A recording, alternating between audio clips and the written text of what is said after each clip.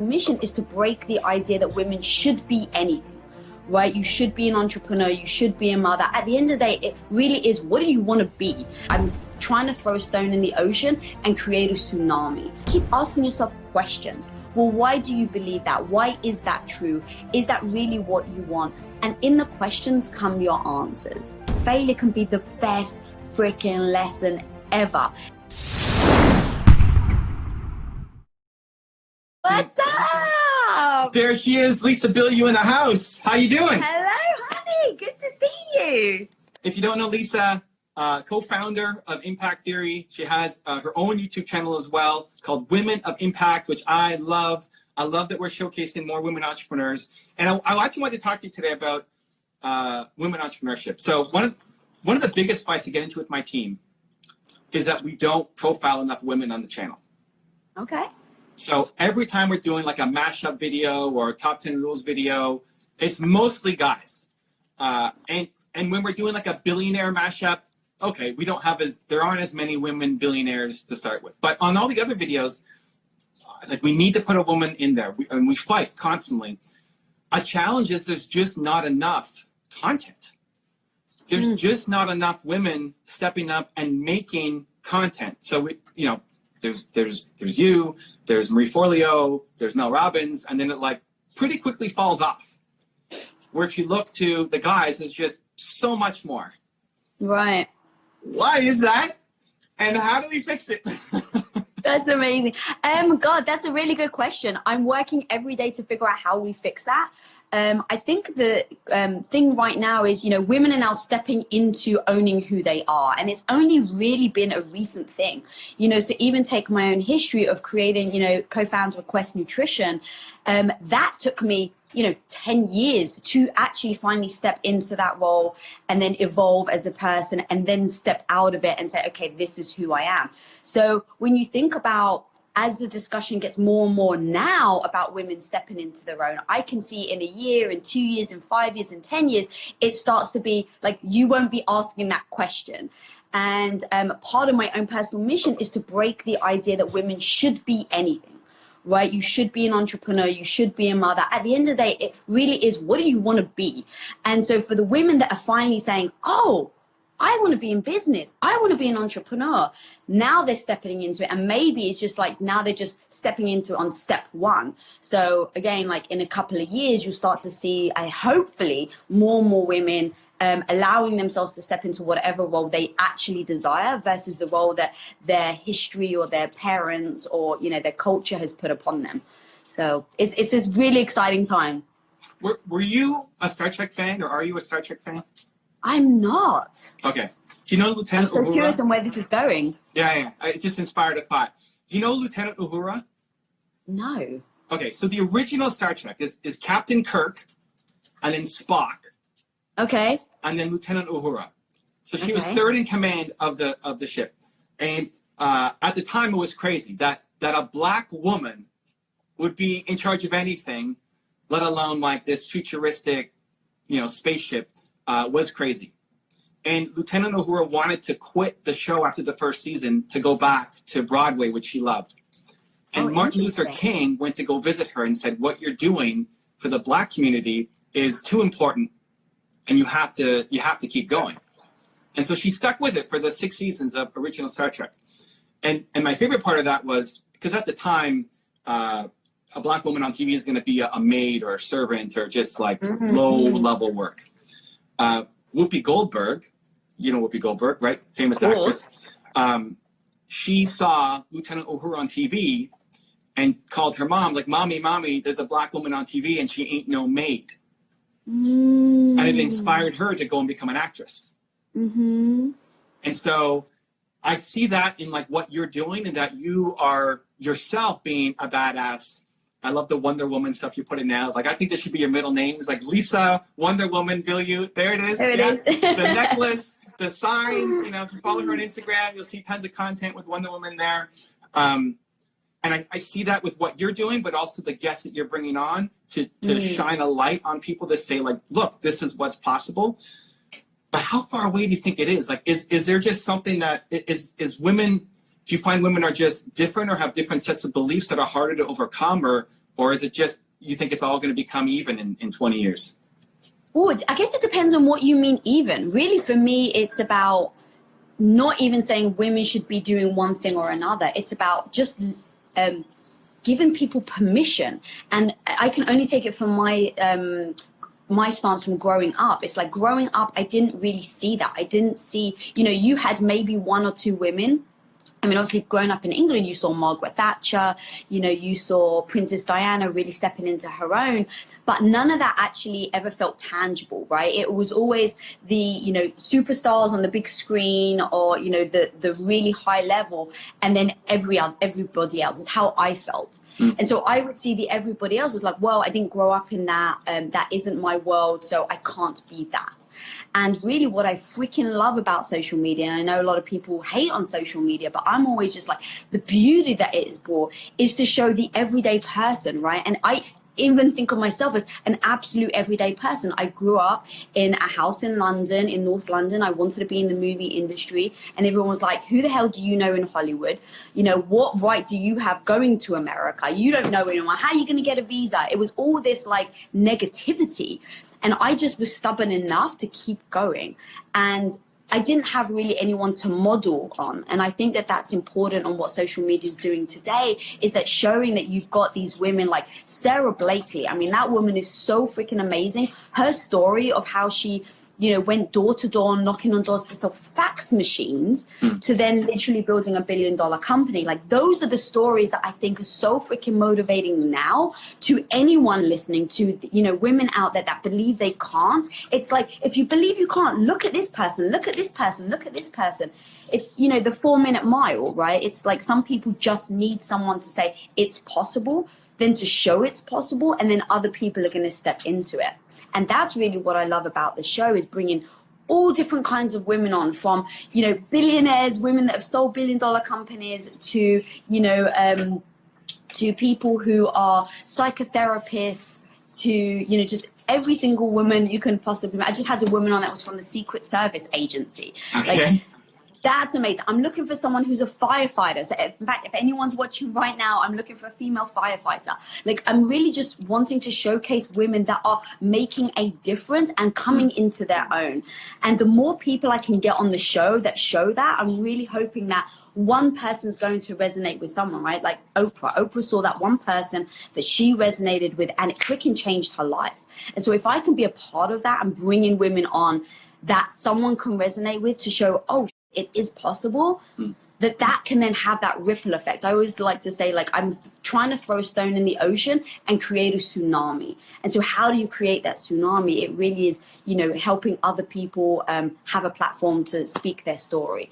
And so going back to your question is, I'm just hoping, like, I'm hoping, and really I'm very optimistic, that in 5 to 10 years that we won't be discussing, is it possible?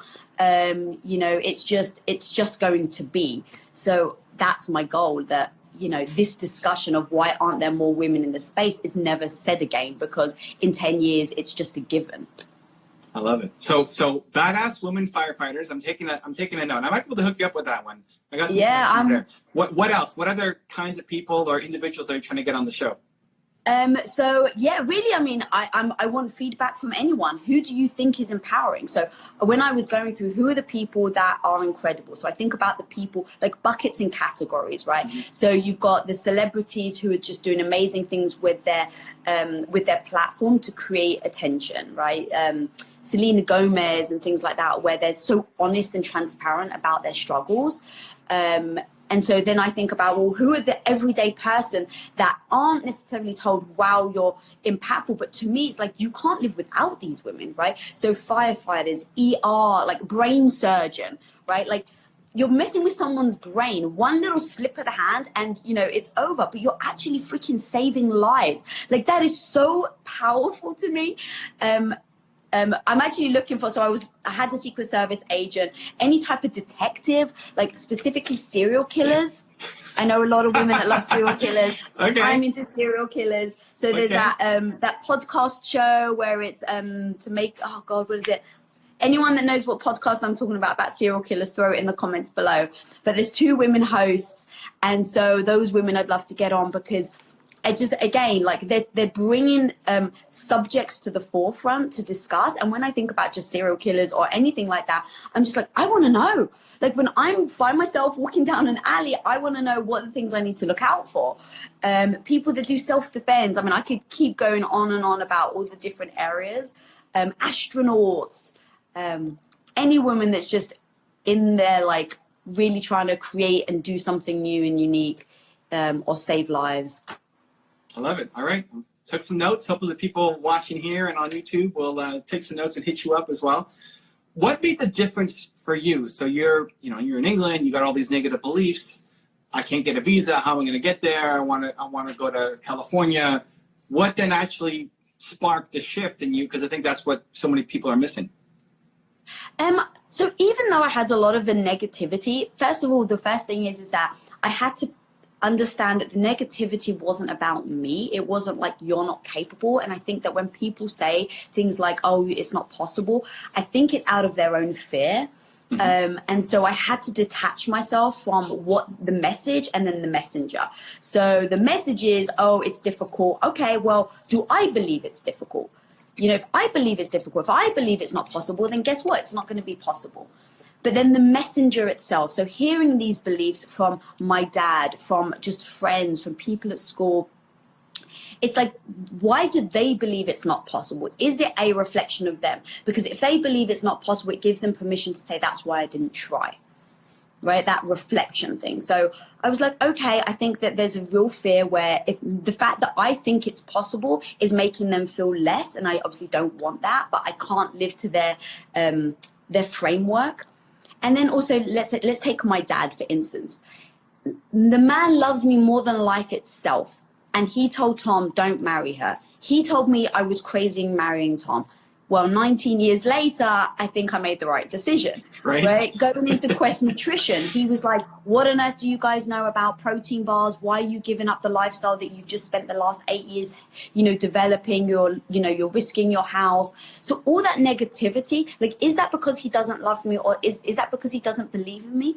Or is that a reflection of his belief system that women should be at home, nothing against him. That's just the culture he was raised in. And then also his understanding of the world. So he came from a tiny, tiny village in Cyprus. And so for him, it was like every penny you can earn is a roof over your head. It's food on the table. So why would you ever risk that? So I had to detach myself from the message he was trying to give me, and then the messenger, just be empathetic to where he's coming from, be respectful to where he's coming from, because that's his point of view, but to not fall into the trap of what he says is gospel, right? And what his advice is gospel. And so that took me a long time to separate the two. But once I did, I started to really be able to lean into what my belief system was, what I think is possible, and to just keep going. And so that was a massive fundamental change in listening to people and saying, this is how my life is, versus no, I don't have to listen to them. And what do I want my life to be? And so how do you actually make that distinction between message and messenger? Because it makes sense talking about it, but it's so hard for people to do. And people are stuck living in the world of what their parents say or what their friends say. But you broke out, and especially in a time when it wasn't so normal to break out, right? So like, how did you actually get the awareness that there's a difference? So I think I'm a dreamer. So that's just part of my personality. So as a dreamer growing up, I was told all these things, you're going to be a stay-at-home wife. And again, nothing it was meant to trap me. It's just what I was being told. You're going to be a stay-at-home wife. As a good Greek girl, you support your husband, you have the kids, you maintain the family. That is your role. So I was having this input. But the dreamer on me was like, I want to win an Academy Award, and I want to, be an American. I love Los Angeles. I want to be part of the film industry. So I had these two competing ideas that I would really struggle with. And so I'd be like, okay, first of all, it started off, how can I do both? Right? Like, okay, yeah, of course I want kids. And of course I want to support my husband, but of course I'm going to make movies. Then when I actually sat down, I was like, how do you actually do this? I just started to break it apart and be like, okay, well, I'm still young. If I made it to America by this day, and if I had an Academy Award by this day, then I could have my children. So almost like try to fit everything in. And then just as I was getting older, as I was growing, becoming and really identifying who is Lisa, Not who does everyone want Lisa to be, but who am I actually? I started to go, well, maybe I don't want that. Is that actually, like, can I actually question whether I should be a stay-at-home mother or not? And then as I was asking myself that question, I was like, well, why can't I question it? Why can't I decide to not have children? And so that question started to seep into my mind. And so when I started to say, well, why can't I not have children? And then I started to play back, oh, I've never even thought about this, because for the last 25, 30 years, I've been told I'm going to be this. And so in just asking the question helped me really get my thoughts together. So that's actually one thing. Anyone watching right now, if you're struggling with someone, just keep asking yourself questions. Well, why do you believe that? Why is that true? Is that really what you want? And in the questions come your answers. You know, I had a guest on, Cynthia Pasquella Garcia, and the one thing I freaking love that she kept saying is, I wonder. Ask yourself, I wonder what would happen if I do this. I wonder if I was this, what that would mean. I wonder why I'm having this feeling. I wonder why when that person says to me, oh, you're a stay-at-home wife, that it kind of stung a bit. You know, like, I wonder why I'm having that feeling. And it just starts to really lay out all of your thoughts in a non-judgmental way, because you're just answering the question versus putting the judgment on yourself of like, oh, I shouldn't feel like that. So using that word wonder, when in your life did Wonder Woman become such a integral role? That's interesting. The funny thing is I actually never even put those two together. That's so weird. So here's the thing with Wonder Woman. It's not even Wonder Woman herself that I'm like, oh my God, she's so amazing. It's what she symbolizes. And when I started to grow up and see what the input is, like where I'm getting all the feedback, where I'm, hearing about women should be stay-at-home wives, and when I'm hearing about this, it's like, where is it actually coming from? What is the source that you're consuming that makes you feel a certain way? And so when I started to recognize that the external sources were my choice, and that I can mute them. I can stop following people on Instagram that don't empower me. I can stop listening to the people. I can detach myself from friends that are not empowering me, that are not encouraging me to be the person I want, and surround myself with people that are. I started to feel like that was a freaking superpower. Like that, this is a tool that we all have that we don't use. And so when I started to look at Wonder Woman and why I was gravitating towards her, it wasn't even her herself, it's what she stood for, right? So I wear the necklace around my neck to just remind myself that the power is all mine, right? I even say at the end of every episode of Women of Impact that be the hero of your own life. And so I really believe I am the hero of my own life. And I waited for so long to get saved, to be rescued, right? Disney has the whole mythology that women wait around for the prince to come and rescue her. And it's like, I've been fed crap all my life. I don't have to sit here and wait for someone to come and save me. I can freaking save myself. And so for me, Wonder Woman is a symbol of that we shouldn't wait to be saved, that we all have the power within ourselves. And so part of my mission going, even beyond just the show, as you know, we have a graphic novel and we're really getting into that space.